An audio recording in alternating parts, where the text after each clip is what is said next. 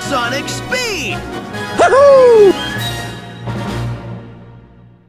For the longest time, most Mario fans considered Super Mario 64, Sunshine, Galaxy, and Galaxy 2 true 3D Mario games. However, months ago there was a graph released by Nintendo depicting the course of the 3D Mario games, separated by two different arrows, one arrow on top portraying the casual, linear 3D Mario games, and the bottom featuring the hardcore, open-world, expansive 3D Mario games. The bottom one, the open-world 3D bar, holds Super Mario 64 and Super Mario Sunshine, and the casual linear bar above holds Super Mario's Galaxy, Galaxy 2, 3D Land, and 3D World. Now obviously we know how 3D Land and 3D World are linear 3D Mario games, they're super linear, but despite knowing the Galaxy games being more linear than the previous two installments, 64 and Sunshine, with how ambitious, how vast, and how the core 3D Mario mechanics still remain true to the sandbox style gameplay, I'm positive most of us believed Super Mario Galaxy was the last true 3D Mario before Odyssey came along. So, is the Galaxy series not true 3D Mario games after all? Facts are facts, and what we have to go off of is this chart, which does show the open world 3D Mario games ending since Sunshine and returning in Odyssey. So maybe Galaxy isn't, but I could argue Galaxy and Galaxy 2 are true 3D Mario games. Despite how much more linear the Galaxy games are than Sunshine and 64, Sunshine was actually more linear than 64 despite being open world. Even if Galaxy was closed off to a smaller hub, roughly 1 to 3 missions minus the Comet and Secret Stars, there was still stuff to explore and traverse. The Comet Observatory is still a decent sized hub world, albeit smaller. You still had areas that had character and assets that made it feel like a home. 5 galaxies per dome, even some side galaxies around the observatory, and the galaxies themselves are pretty big and explorative. Honeyhive Galaxy, Freeze Flame Galaxy, Fluffy Bluff Galaxy, Beach Bowl Galaxy, Cosmic Cove Galaxy, Starshine Beach Galaxy. There are plenty of galaxies in both games, especially Galaxy 1, that do encourage you to explore and look around these planets and worlds. Despite being mostly limited to just 1 power star per mission, you get the impression that yeah, you can explore a good chunk of these galaxies whether it's crucial or not. And even then, some of the galaxies I mentioned hold secret stars where you can find a hidden power star when exploring the galaxies, so you can still benefit from exploration, and it is there whether it be for power stars or even star bits.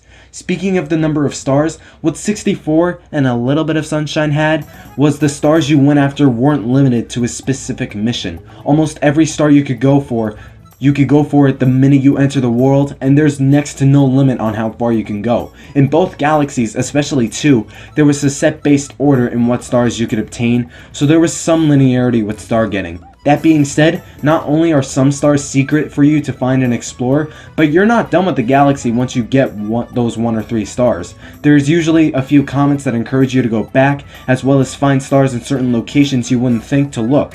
And even then, those extra missions let you see what else the galaxy has to offer. So you're still seeing just how much more big and vast the galaxy really is, unlike the levels in 3D Land and 3D World, where once you get from point A to point B, you move on to the next level. And let me say, I'm not trying to diss 3D World or 3D Land. Both games are great, they're really fun, and I love them. But those games lack the longevity, the scope, the influence 64, Sunshine, and Galaxy had, and were more so catered to the 2D Mario games.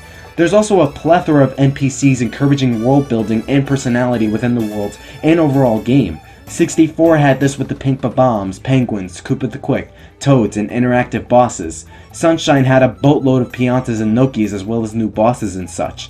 Galaxy and Galaxy 2 had the same thing with the Lumas, Bees, Penguins, Toads, Whittles, Guillermos, and more. Lots of worlds and galaxies plus the hub worlds have these characters and expand the lore behind them as well as the personality and charm. Something the Galaxy games had over the first 2 was a narrative, with Rosalina's backstory and the subtle message of Mario trying to save the universe from Bowser made the Galaxy games feel more epic, and Rosalina's backstory wasn't even a key part within the Galaxy games. I mean, it technically was, but it was optional.